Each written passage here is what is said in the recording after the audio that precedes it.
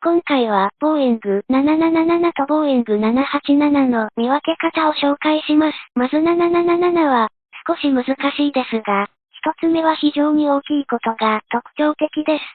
そしてもう一つは、翼にウィングレットがなく、76よりかは途切れていません。次は787です。